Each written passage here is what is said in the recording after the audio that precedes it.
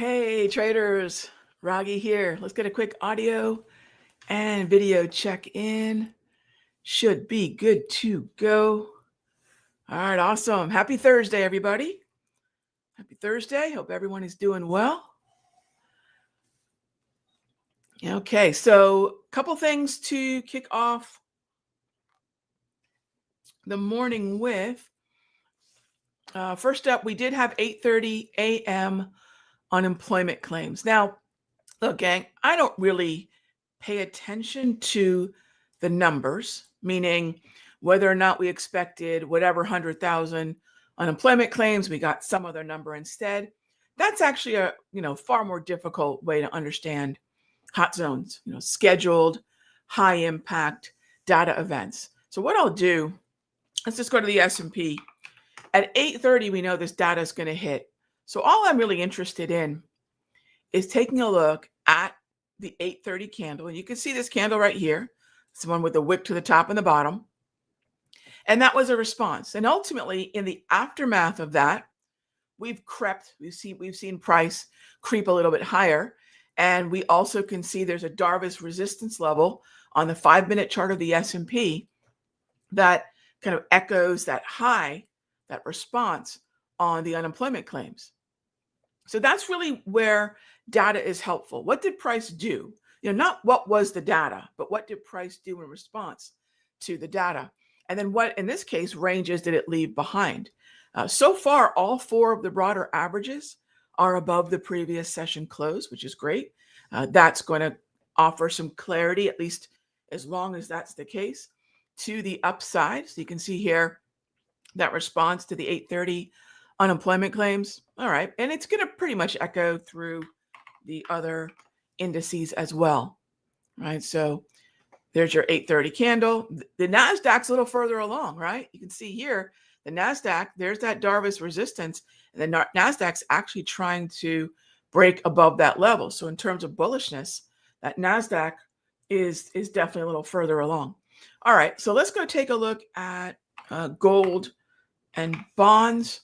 Same thing, 8:30 data. What was the response? Look at the 8:30 candle.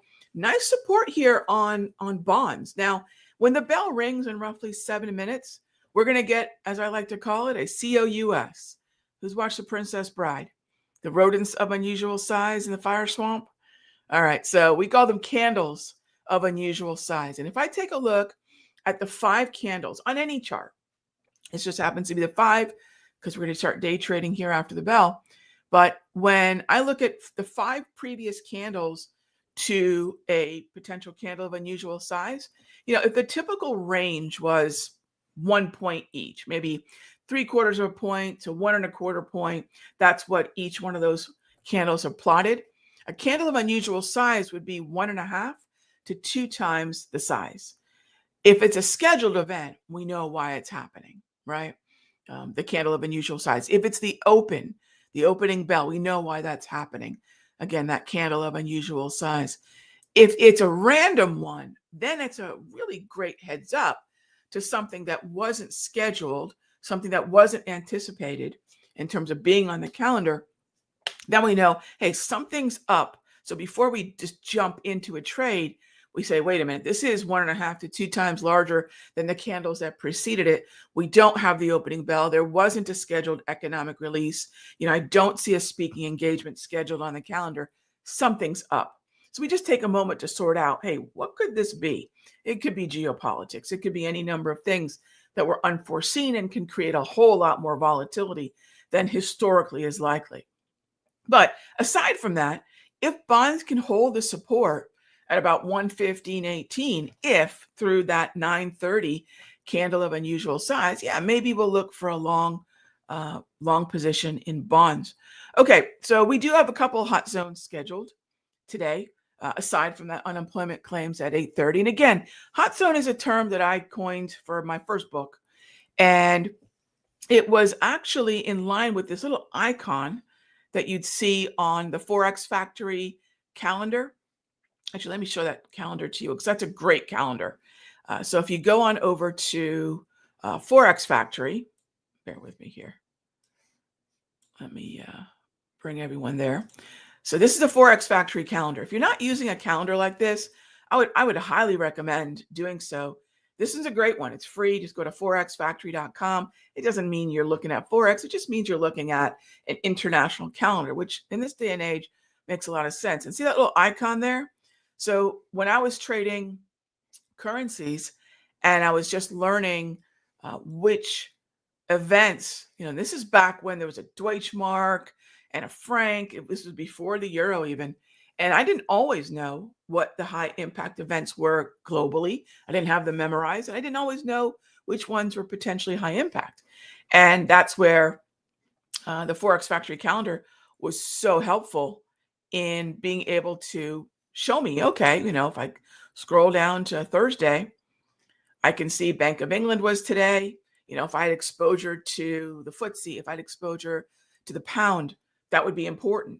Here's unemployment claims. See that little red icon?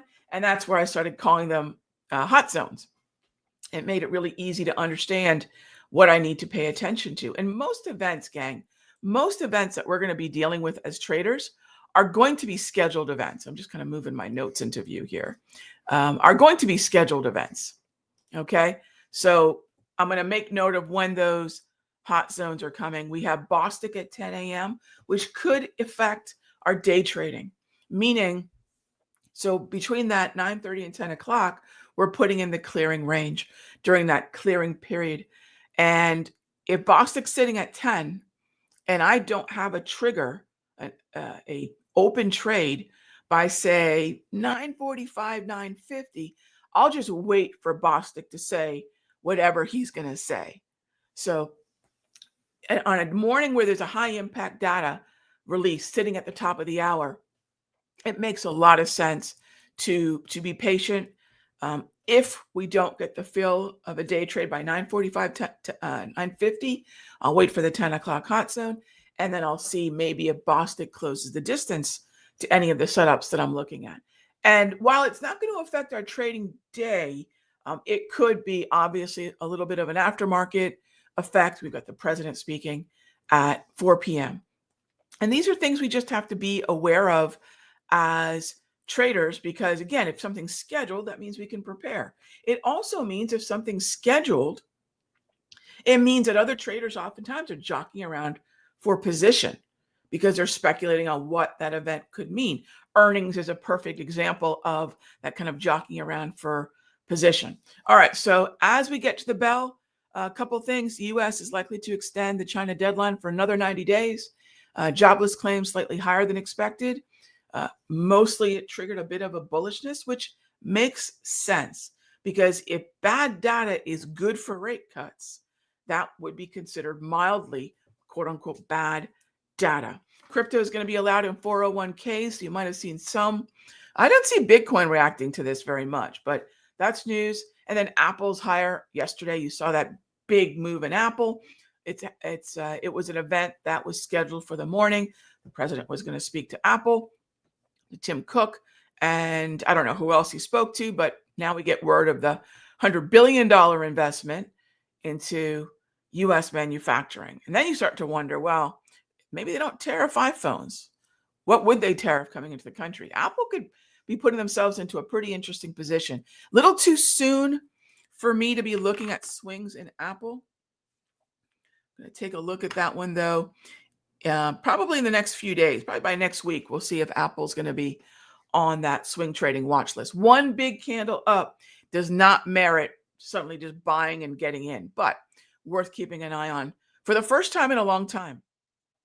All right, so as we get to the bell here and for about 30 seconds, all four of the indices are above the previous session close, that 4 p.m. cash close. Bitcoin, again, still heavy despite that crypto news. Gold was in an uptrend. It was pre-market, but it is bullish. So what was an uptrend? Just looking at that screen. Yeah, it is bullish. And we do have a Darvis. All right, so we have a Darvis support level we could take a look at. ZB, the long bond, also has a Darvis, and it's above the previous session close. That's another one we could take a look at. And then remember, we have open swings in Google, GE, and BKR. And the only one that's brand new is BKR, and I won't look to manage risk if it's even necessary until 9:45 a.m., preferably 10. If we hit a target, I'll scale out at any time. But in terms of managing risk, I don't want to get rope-a-doped into closing a trade before I really need to, right? I don't want to get caught up in sort of the volatility of the morning without fully letting just those early morning trades and those early morning what they call, again, clearing the, hang on, just get my notes here, clearing those early morning trades out of the way. Yeah, I don't want to be too jumpy to want to bail on that and get fooled into closing a trade that maybe the range early in the morning on that candle of unusual size, like we talked about. One of the best things that I've done as a general rule, and it's going to be very anti probably what you read in books and probably a little bit counterintuitive, is I don't place a physical stop loss. I always know where they are. They're clearly defined. They're not only defined for the trade, they're defined for the impact on my account. So it's not as if we don't have the calculation, but I do not leave a stop loss order in the market. What I do is I place alerts. We have these robust, amazing charting platforms that all have the ability to allow us to set up alerts. I'm going to place alerts for everything. This is my trading partner that doesn't need a coffee break, lunch break, doesn't need a bathroom break, heck, doesn't even need to sleep. So I tell it, hey, this is what I want you to look at for me. Your trading platform is your trading partner. And the more you use it as such, the better you're going to get it. Well, not missing entries, not missing targets, not missing stop losses. And even on platforms like Thinkorswim, you can not only place a stop loss, not only place an alert for your entry price, your target, you can place an alert based upon the value of the option you have. So let's say I bought an option for $1 and I want to cut it at 70 cents. I can place an alert on the Thinkorswim platform. And there's other platforms that do this as well. I just happen to be on Toss at the moment. But I can place an alert so that I get notified when the value of the option has come down to where it is that I need to be aware of. So there's just so many things in modern, trading platforms that are just incredible and give us such a really connection to the market that we couldn't otherwise have. And please remember, gang, whether it's this year, whether it's years from now, we're creeping towards really these 24-hour markets, right? We're creeping towards longer and longer trading sessions. There's no way anybody could be available for the entirety of a session. So these alerts are going to be really important. So let me give you an example. Let's say I wanted to place an alert on gold, or gold would be a pretty good example of something I'd be willing to do. All right. So I want to be made aware when gold gets down to 34.53 and a half. No, actually, I want to be aware of it, say 50 cents in front of it. So I'm going to right click the chart and I'm going to create an alert. So I want to be aware of gold when it gets down to, so GC, I want to know when the last trade goes to 34.56. So now this thing is watching Toss. And by the way, gang, any one of your platforms is going to be capable of doing this, right?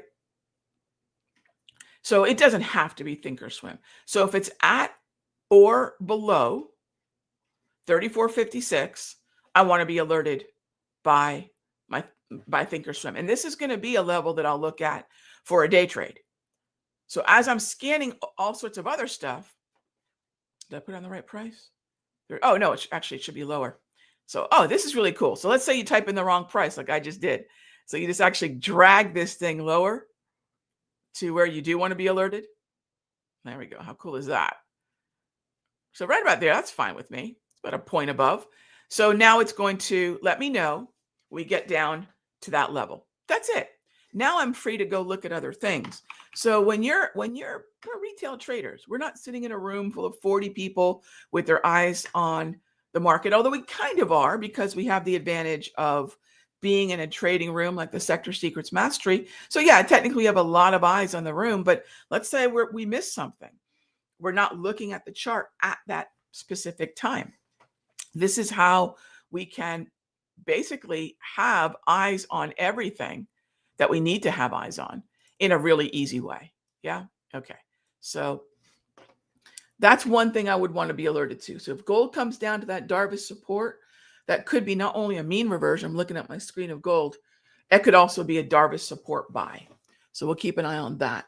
What else do we have? Well, bonds are doing something kind of similar. I don't like bonds as much, but bonds do have a support level to keep an eye on as well. All right, so let's see. Let's go take a look at the NASDAQ. NAS did have a Darvis level that I was interested in. Okay, so let's do the same thing. I want to right click. I like doing my alerts on TradingView probably the most, but this is fine too, right? So what do I want to do? I'm going to move this alert window out of the way. So this is what 23,575.8. So when the NASDAQ gets down, either bid or if you're wondering, Rog, what price? The last is fine. The bid is fine. So when it gets at or below, let's call it this level here at 23,581. Okay, you can have it, alert you as soon as you want. Don't do it too soon.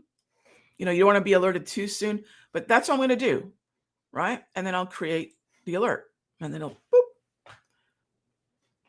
be right there. Oh, what did I type in? That I'm really not getting my numbers. There we go. So I'll just move it. I'll replace it. There we go. And if you want to move it, all you need to do is grab the label. Most of these platforms are really flexible about it. So now it's watching gold for me, and now it's watching the NASDAQ for me. All right. Super, super easy. All right. Next up is, let's go take a look at what's going on with crude oil. I'm interested in crude for a couple of reasons. One, we've got that BKR position. That's the newest swing in the room that we alerted out, right? And also, let's see here. Yeah, BKR is fine. It gapped up this morning. So we got into BKR yesterday, 19 September, 42 calls. Cool. And by the way, gang, in the room, if y'all are discussing either the 401ks and crypto or whatnot, and you want to compare notes with each other, yeah, head on over to Off Topic. Whether it's a trade that you've got on, but if you want to share some of this stuff like the long term or some of the swings right now, yeah, feel free to throw it into Off Topic. Absolutely. All right. So I do want to mention BKR because this is a new position that we just took yesterday. We got those 42 calls. And in the alert, you'll remember, and if somebody was asking me, can we buy BKR today? No, we cannot buy BKR today. What I am looking for is an optional target around 44.90. Let's see if we can get up there because we're already in, right? We bought these around 43.50 and change. Then I also know that if I'm up 25% on premium paid, that's always kind of a standing optional target. So I'll have that calculated and ready. And all I've got to do is say, okay, I bought BKR. I paid $2.60. And if it's up 25%, that's always an optional target. Right now, BKR, the strike that we have is trading at 309. Okay. So I'm already up about 50 cents per contract since we entered that, but not quite. Does it merit scaling out for, not quite yet. Does it merit scaling out for a optional target? And we do have an optional target in the alert. Now, if you read the notes, for example, with BKR, I mentioned the entry is valid today only. If price is below that trigger of the alert that I send out, that's fine. You're just getting a better price. We were able to do that with Google last Friday. But if it's above the trigger price, that's a no-go, right? I don't want to say, hey, if it gets down to 43.53, we'll buy it, but it's at 43.63 right now. I will not buy it. Even if it touched 43.53 and moved up, I won't buy the call on that move higher. It's really important that we look at those triggers as price moves down to that level, whether it's day trading or whether it's swing trading. Really important that we use the bearish momentum to buy the option as price sinks into, in this case for long calls, our level. And those are just some basics that are going to give us a much better edge on our fills. All right. So ultimately, if we're going to take a look at what's going on with this morning, gold is on my radar, bonds are on my radar. I would be open to buying Bitcoin if it sinks down to the hourly price movement range. I'm not against that. If it sinks down to that green zone, it would still be above the previous session close. Would not rule that out. If we can get a trend to form in any of the indices, I would imagine if one's going to go first, it's going to be the NAS. Great. If not, every one of the indices is valid for an hourly price movement range entry. And remember, if you're in this room, if you're in the Sector Secrets Mastery, the indices hourly price movement range, those green zones and the red zones that I have on my screen, the ones for the indices, the Russell, NASDAQ, Dow, and NASDAQ, those are available to members in the files drive. So download that and you'll get these green and red zones on your indices. If it were to sink down to that area, I'd be perfectly fine with that. And a lot of folks say, Rog, what about the Darvis? Yeah, that would be the first opportunity, right? That would be based on price, a price level and a price pattern. If I'm looking at volatility, especially if Bostic's going to speak, right? If Bostic's slated to speak, I might move to a further away zone just to be ready as a shock absorber for potential volatility. All right, that's what's on the radar. As we kick off the morning, we'll be looking for hourly price movement ranges, Darvis levels, the wave. We're going to prioritize strength because this morning the indices are above the previous session close. So we can go take a look at sectors and stocks that might be doing the same. All right. Let's look at